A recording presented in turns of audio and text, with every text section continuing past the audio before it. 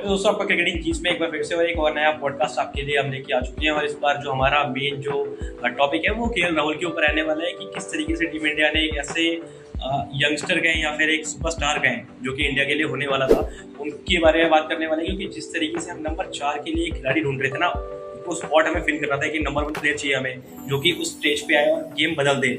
उसमें एक नाम आया 2014 में केएल राहुल करके, आपने बहुत सारा सुना होगा उससे पहले कि यार आईपीएल में अच्छे रिकॉर्ड्स हैं, सनराइजर के लिए खेल रहे हैं। मगर वो प्लेयर आने के बाद टीम इंडिया में मतलब एज एन ओपनर भी उन्हें देखा गया, नंबर 4 पे भी देखा गया और उसके बाद से काफी सारे विवादों में भी उनका नाम रहा किया। किस तरीके से उनके रन्स आ रहे हैं नॉकआउट्स में, क्या परफॉर्मेंसेज है, फिर वो ड्रॉप होते हैं, कभी टीम में आते हैं। और अभी ये ऐसा टाइम है कि वो इंजरी के कारण टीम से बाहर भी हैं।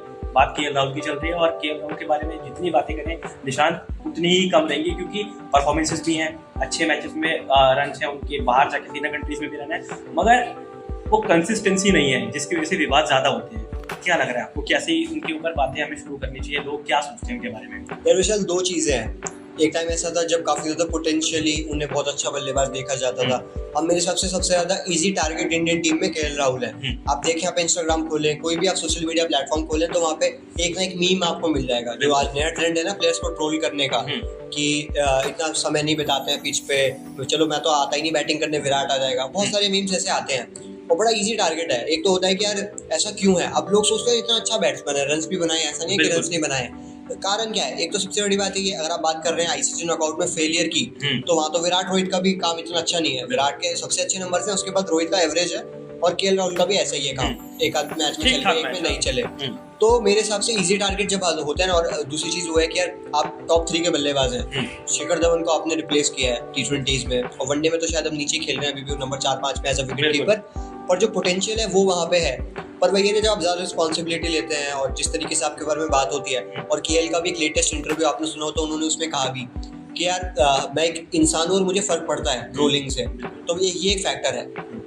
अच्छा, एक बात और है कि जब डेब्यू करा 2014 में, आपको पता है कि ऑस्ट्रेलिया में कोई खिलाड़ी का डेब्यू करता है अनटिल अनलेस कि वो विराट हो जो 100 लगा देते हैं। इन्होंने भी 100 करा है, मतलब जिम्बाब्वे में आके उन्होंने 100 बनाया है और 2016 में वो कामता हरा रहे हैं। मतलब उससे पहले का थोड़ा सा पीछे है, 2014-15 की ऑस्ट्रेलिया सीरीज, वहाँ पे गए मेलबर्न में, पहला मैच बॉक्सिंग टेस्ट मैच था वो मेरे हिसाब से। और जिस तरीके से उन्होंने बैटिंग की, 4 रन थे उस मैच में, पहली इनिंग में शायद 3 रन थे, दूसरी इनिंग में 1 था बिल्कुल। और उसके बाद अगला मैच जैसे सिडनी पहुंचते हैं, वहाँ पे सेंचुरी लगाते हैं, 110 बनाते हैं वहाँ पे। तो ऐसी कंडीशन में जाके रन करना एक तरीके से कॉन्फिडेंस आपको देता है। और उसके बाद मेरे को लगता है कि कहीं ना कहीं उनकी जगह को चुनने की बात थी। राहुल द्रविड़ तो काफी इंप्रेस थे उनसे शुरू से ही कि यार ये एक ऐसा खिलाड़ी है जो आ रहा है और अच्छा करेगा इंडिया के लिए। तो उसके बारे में थोड़ा सा बताएंगे किस तरीके से, जैसे उनका 200 है टेस्ट क्रिकेट में, उन्होंने जल्दी अपना डेब्यू कर लिया, उसके बाद वनडे में भी आ गए, 100 लगाया। काफ़ी कम खिलाड़ी होते हैं, चुनिंदा खिलाड़ी होते हैं जो डेब्यू पे 100 बनाया, और काफ़ी एक रिमार्केबल अचीवमेंट होता है हर किसी खिलाड़ी के लिए वो। उसके अलावा फिर आप देखिए उसी टूर पे उन्होंने जिम्बाब्वे में ही अपना T20 डेब्यू भी किया। तो मतलब इतना जल्दी उनके लिए चीज़ें आधी चली गई, खुलती चली गई अपॉर्चुनिटीज़। तो उसके बाद भी परफॉर्मेंस आई नहीं आई, फिर एक क्रिटिसिज्म का जो कारण बनता है वो क्या है? ये मुझे लगता है कि विशाल ये चीज़ ना 2019-20 से ज़्यादा शुरू हुई है, शायद 20 से आप कहें, 20 तक भी बहुत अच्छा था। अगर आप केएल राहुल को देखें तो उन्होंने बहुत बैटिंग करी है। मुझे याद है 2020 में एक एक्सपेक्टेड था कि T20 वर्ल्ड कप होगा ऑस्ट्रेलिया में, लेकिन वो शिफ्ट कर दिया 22 में और 21 में इंडिया में हुआ। उस टाइम पे केएल राहुल का T20 इंटरनेशनल में स्ट्राइक रेट 147 का था, रोहित विराट का 130-35 तक रहता था। 147 का स्ट्राइक रेट ऐसा ओपनर नेक्स्ट लेवल चीज थी, इंडिया में कोई नहीं खेलता था ऐसे। और आप देखें तो 200 भी थे। आपने कहा 2014 से हम थोड़ा टाइम लैप्स के साथ चले, तो मैं आपको बताता हूँ कि 2014 में डेब्यू किया, वो नई टीम थी, एमएस ने रिटायरमेंट लिया था। नेक्स्ट पहला टेस्ट मैच विराट नए कप्तान थे, उन्होंने उन्हें मौका दिया, नंबर 5 पे उन्होंने 100 बनाया। जिसके बाद आईपीएल में भी बिट्स एंड पीसेस, क्योंकि आरसीबी के लिए खेल रहे थे तो वहाँ पे इतने स्टार्स होते हैं तो आपका मौका नहीं मिलता। 50 बनाए उस सीजन में 16-17 में, लेकिन इतना चांस नहीं मिला। 2018 आता है, आप खेलते हैं आईपीएल, पहला मैच KXIB, मतलब अब तो पंजाब किंग्स से पहले किंग्स 11 पंजाब था, डीसी का मैच होता है, दिल्ली डेयरडेविल्स उस टाइम था।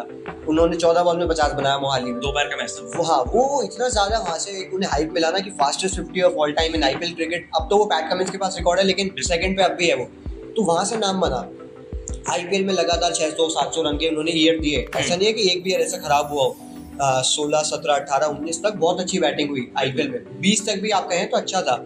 अब जाके थोड़ा खराब हुआ है और वो समझते हैं हर एक प्लेयर लगातार नहीं चलेगा। पर जो बात है ना इंडियन टीम के लिए, 2000 हमने बात की 18 की, मैनचेस्टर में 100 बनाया वाइल चेजिंग 200 जी। तो वो एक टफ टास्क था। और आपको विशाल एक मैच याद होगा 2016 वाला, हम बात भी कर रहे थे पॉडकास्ट स्टार्ट करने से पहले, वो अमेरिका में मैच था, फ्लोरिडा में। वहाँ पे इतना 244 का हम चेस कर रहे थे टोटल और वहाँ 100 बनाया।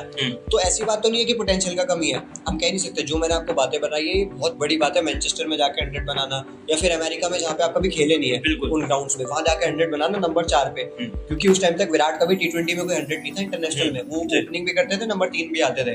तो नंबर 4-5 पे आके 100 बनाना बड़ी बात होती है। पर मुझे ऐसा लगता है कि जितना ज्यादा आप अच्छा करते हैं ना, लोग वेट करते हैं आपके फेल होने का। मैंने MS के साथ देखी है ये चीज, विराट के साथ देखी है। उन्होंने खुद भी बोला है कि आज आपको जो लोग तारीफ कर रहे हैं वही लोग आपको गाली देंगे। KL राहुल के साथ भी वही हुआ। पहले जो लोग आज भी उनके खिलाफ वीडियो बना रहे हैं, आप उनका 2014-15 का वीडियो देखें, नेक्स्ट सचिन तेंदुलकर, ये बातें हर किसी के लिए होती हैं। अब शुभमन के लिए होती हैं, शुभमन नहीं अच्छा करते हैं, वो तो अच्छा करेंगे, लेकिन अगर नहीं करते तो सीरीज नहीं यार ये अच्छा नहीं है, आप शायद यशस्वी अच्छा प्लेयर बन जाएगा, तो ये तो होगा। पर क्रिटिसिज्म मुझे लगता है कि ध्यान देने वाली अब चीज नहीं बची है। अब तो आप ट्विटर खोले, विराट कोहली को चोपली के नाम से लोग बोलते हैं, कोई फर्क नहीं पड़ता है, क्योंकि सबको पता है कि सबसे ज्यादा रन किसके हैं, ICC में किसने क्या किया है। तो ये सारी चीजें फालतू है। अच्छा, इसके अलावा कुछ रिकॉर्ड्स हमारे पास है, क्योंकि यार देखो नंबर के बिना ना जस्टिफिकेशन किसी चीज की होती ही नहीं है। लोग कह देते हैं कि यार ये अच्छा है, ये बेकार है। विराट के बारे में इतने हो जाता है, उनको लोगों को पता है कि 25 रन बना रखी है, उसके पीछे इतना बड़ा एक माइलस्टोन है, फिर भी लोग जो है बातें उठाते हैं। मगर जैसी नंबर की जस्टिफिकेशन आती है कि यार ये स्टैट्स इस बंदे के हैं, तो शायद लोगों को पता चलता है कि हाँ यार फिर हमारा भी जो पॉइंट ऑफ व्यू है वो सिर्फ डिफरेंट हो सकता है कि यार कुछ अच्छा करा होगा उस बंदे ने। तो अगर आप चाहें तो हम पहले ICC में नॉकआउट्स के उनके स्टैट बता दें कि किस तरीके से उनके नंबर रहे हैं। तो 2019 वर्ल्ड कप सेमीफाइनल में आपको बताऊं मैं, 1 रन था उनका।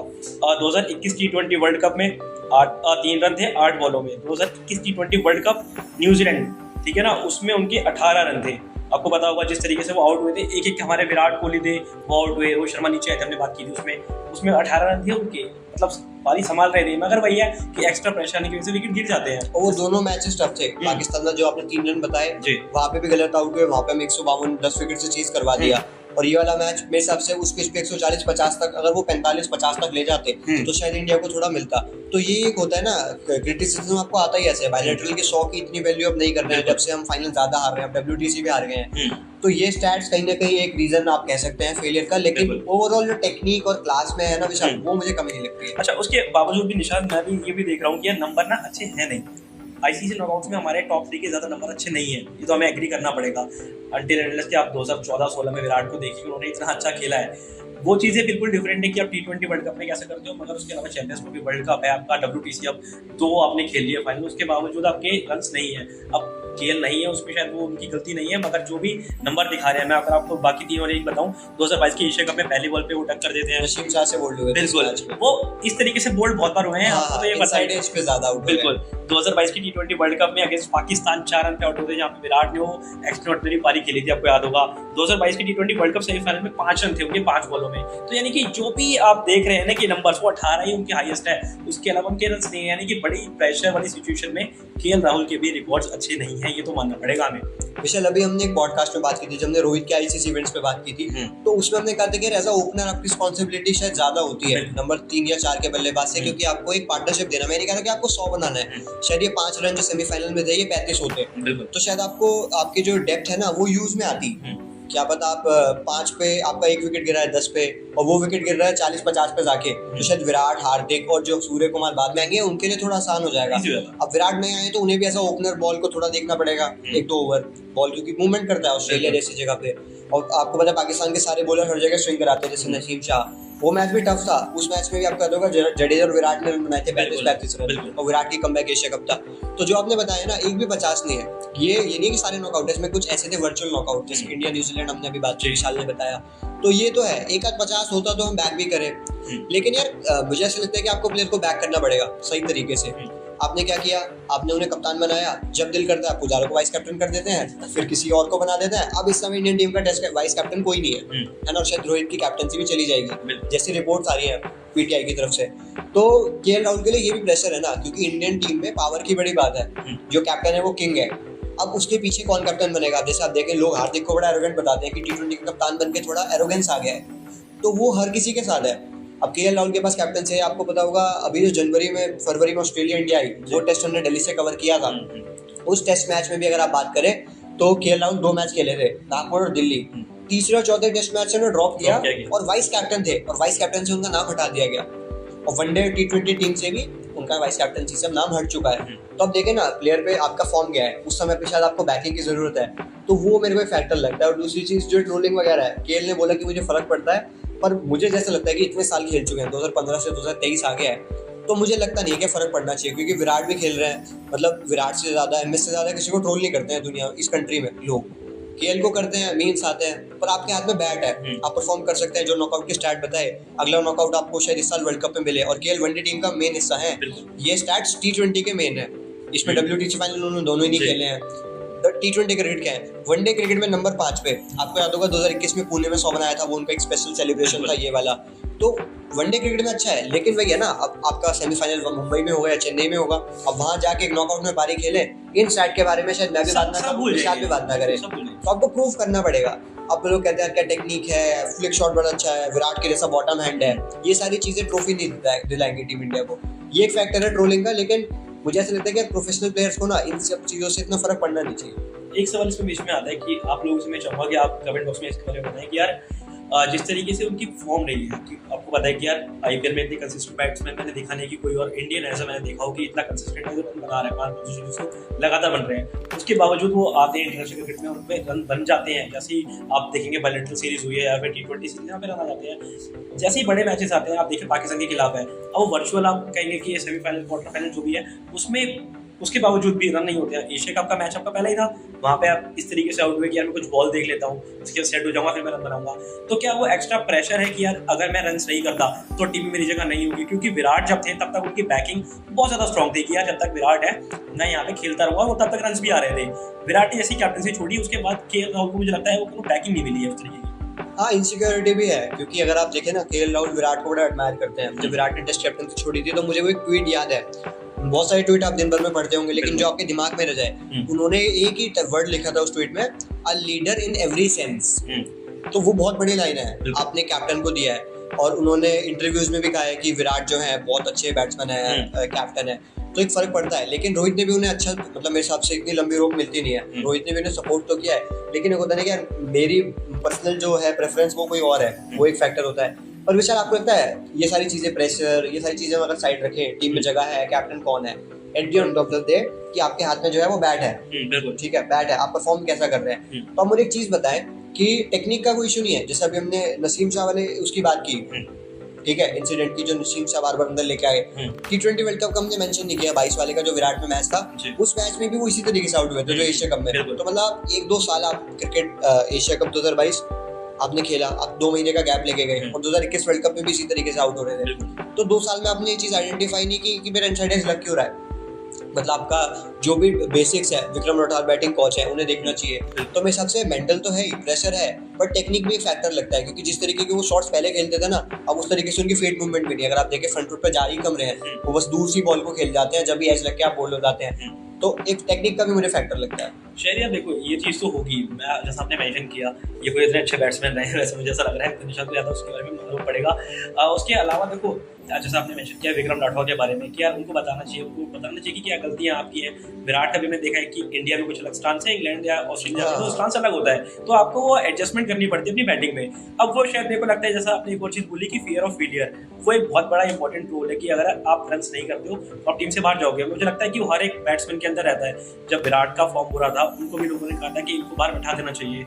अब वही बात राहुल के लिए भी आती है, लोग कहेंगे कि यार शुभमन गिल जैसा टैलेंट बाहर बैठा हुआ है, आप राहुल को बाहर करिए, इनको अंदर ले लीजिए टीम में। तो शायद वो एकदम मन में आता होगा कि यार अगर मैं रन नहीं करता तो उनके अंदर बैटिंग में या फिर रिफ्लेक्शन जो है इफेक्ट दिखता है, इफेक्ट कर जाता है उनकी बैटिंग में। अच्छा, तो इसके बाद यहाँ से सीधा केएल राहुल के बारे में बात कर ली है, उनके बारे में जितना भी हम कंटेंट आपको बताया हमने, आपको कैसा लगा है वो हमें कमेंट में बताइएगा जरूर। मगर हम विश करते हैं कि वो वर्ल्ड कप में अच्छा करें। और आप क्या सोच रहे हैं उनके बारे में, उनका फेवरेट शॉट, उनके बारे में जितना भी आपको अच्छा लगता है कमेंट बॉक्स में बताइए। इसके अलावा आपकी जो कमेंट्स हैं कि यार आप इस टॉपिक पे पॉडकास्ट कीजिए, इस पे हमारे लिए वीडियो लेके आइए, वो भी बताइए, हम उस पर भी जल्द से जल्द आपके लिए वीडियो लेके आएंगे। और अगर आपको बाकी के पॉडकास्ट देखते हैं विराट कोहली के बारे में, रोहित शर्मा के बारे में, तो डिस्क्रिप्शन में लिंक है, आप वहाँ पर जाइए और उसको चेकआउट कीजिए और एंजॉय कीजिए सारा कंटेंट। दोबारा आपसे मुलाकात होगी जल्दी एक और नए पॉडकास्ट के एपिसोड में, तब तक के लिए टेक केयर।